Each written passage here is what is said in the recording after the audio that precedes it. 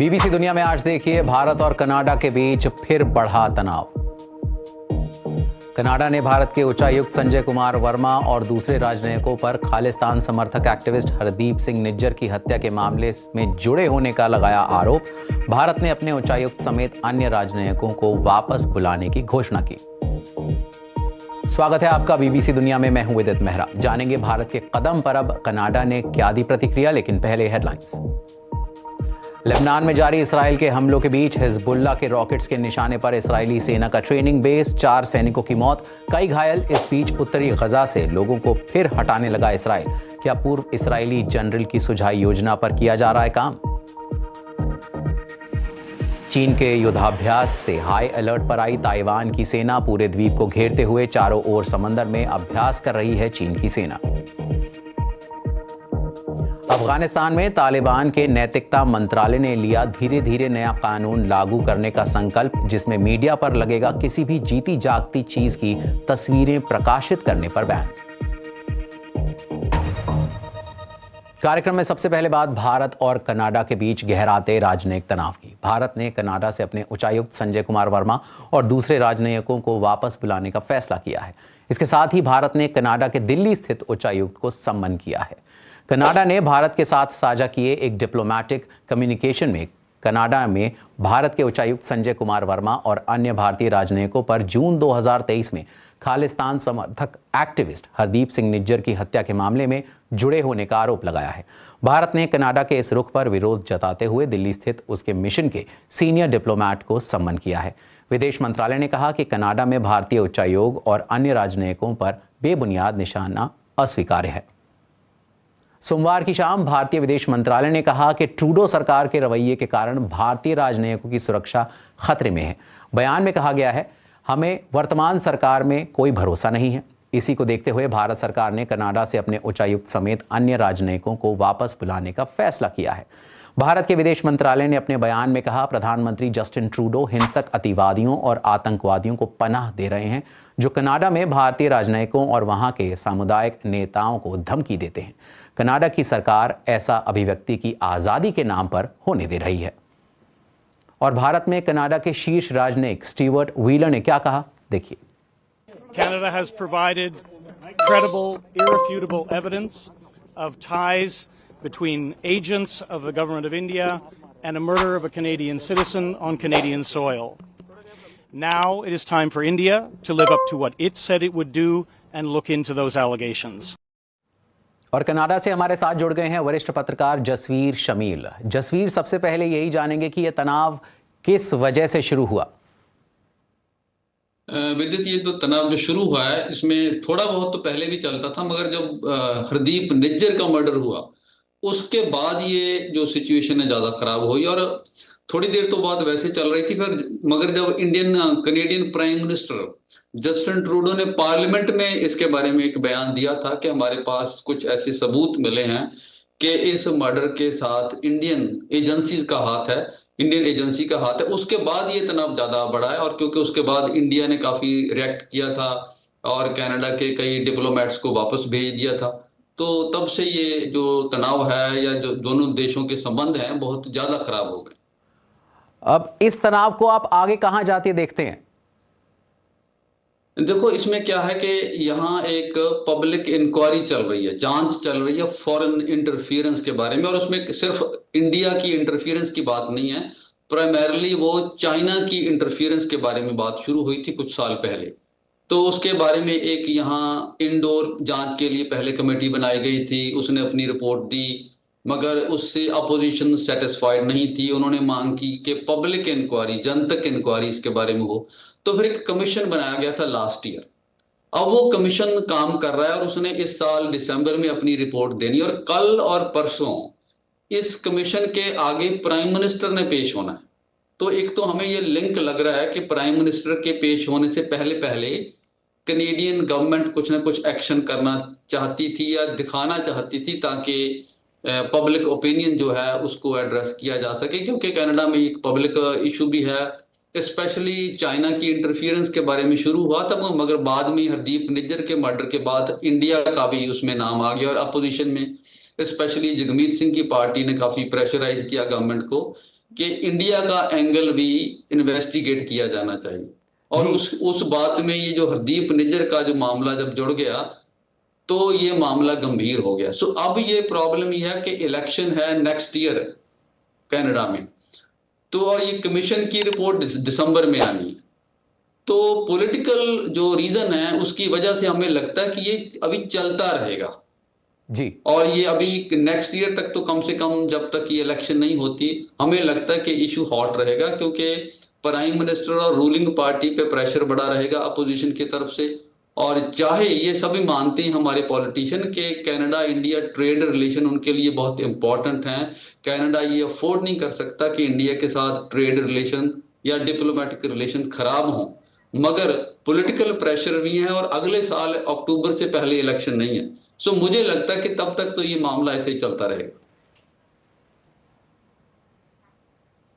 जी जसवीर जी, बहुत बहुत शुक्रिया हमसे बात करने के लिए। Thank you. और अब खबर मध्य पूर्व से।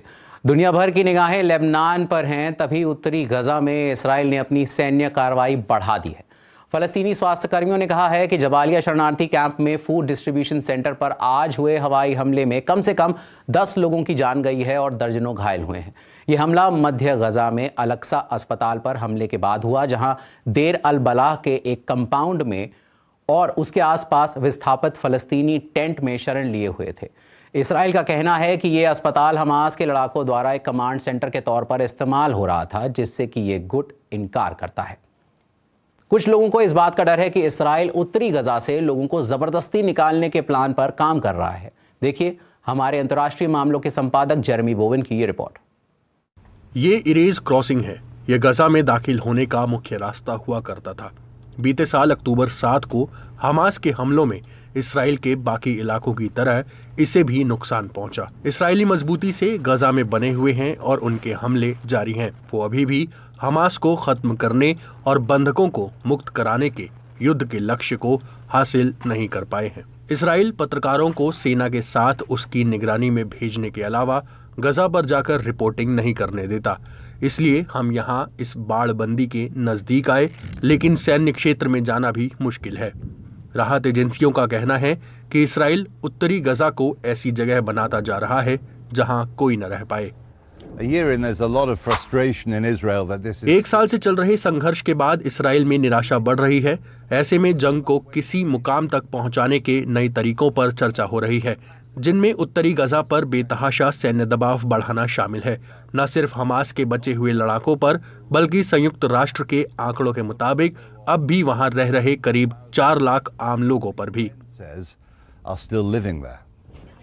जहां मैं खड़ा हूं वहां से बस कुछ मील दूर फलस्तीनियों को इस्राएली सेना के आदेश के बाद जबालिया कैंप छोड़कर जाते हुए देखा जा सकता है। ऐसा लग रहा है कि ये जनरल की उस कथित योजना की शुरुआत है, जिसके पहले चरण में नागरिकों को यहां से हटने के लिए मजबूर करना शामिल है। उन्होंने हमसे कहा कि हमारे पास फलूजा स्कूल छोड़ने के लिए 5 मिनट हैं। हम कहाँ जाएं? दक्षिणी गजा में हत्याएं हो रही हैं, पश्चिमी गजा में वो लोगों पर बम बरसा रहे हैं। हम कहाँ जाएं? अब तो ऊपर वाला ही हमारी इकलौती उम्मीद है। इजराइल में इस योजना की नींव रखने वाले रिटायर्ड जनरल का कहना है कि अगर सेना ने इस योजना पर पूरी तरह अमल किया तो हर वो नागरिक निशाने पर होगा जो इस इलाके से नहीं जाएगा। To tell all the 300,000 residents who still live in the northern part of Gaza. हमें सबसे पहले अब भी गजा के उत्तरी हिस्से में रह रहे 3 लाख लोगों को यहाँ से जाने के लिए कहना होगा। Through safe corridors that is. इसके लिए उन्हें 10 दिनों का वक्त दिया जाना चाहिए। Time all this area will become. Israel इसके लिए उन्हें सुरक्षित रास्ता मुहैया करवाएगा और फिर इसके बाद ये पूरा इलाका मिलिट्री जोन बना दिया जाएगा। और हमास के जो भी लोग वहाँ होंगे, चाहे वो लड़ाके हों या आम नागरिक, उनके पास 2 ही विकल्प होंगे, सरेंडर करना या भूख से तड़पना।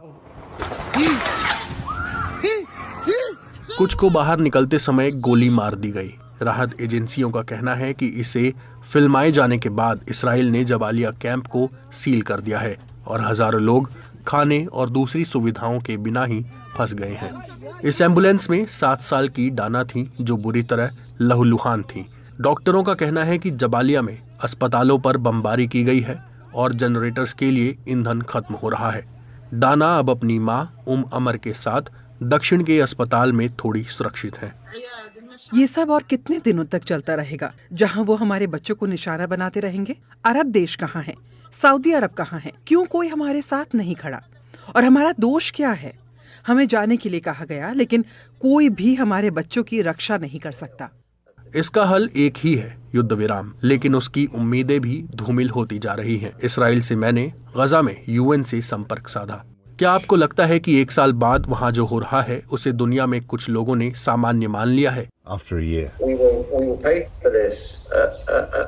हमें कभी न कभी इसकी कीमत चुकानी पड़ेगी, जब पत्रकार आके देखेंगे कि कितने बड़े पैमाने पर तबाही हुई है। ये सच में दिल को तोड़ने वाला है, मन उदासी से भर जाता है। गजा सीमा के पास 1948 की इजराइल की आज़ादी की लड़ाई से जुड़ा एक स्मारक है।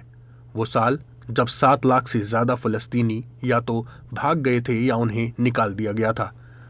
इसराइल की अतिराष्ट्रवादी सरकार के नेता चाहते हैं कि उत्तरी गजा में फलस्तीनियों की जगह यहूदियों को बसाया जाए।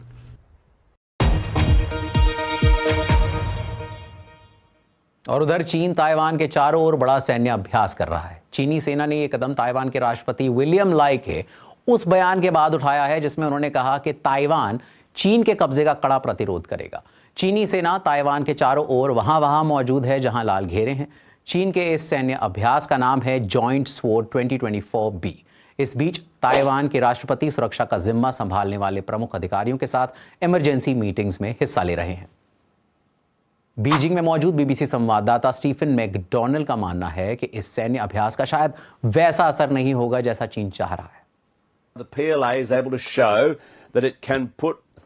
पीपल्स लिबरेशन आर्मी ये दिखा रही है कि वो ताइवान को चारों ओर से घेर सकती है और भविष्य में ताइवान को अलग थलग किया जा सकता है। वो दिखाना चाहती हैं कि हम जब चाहें ताइवान की सरकार और उसकी अर्थव्यवस्था को घुटनों पर ला सकते हैं। इसके जरिए वो ताइवान पर दबाव डालना चाहते हैं।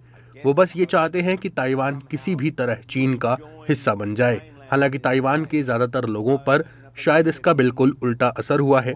वो सोच रहे हैं कि इतनी धमकियां मिलने के बाद आखिर हम क्यों चीन में शामिल होना चाहेंगे।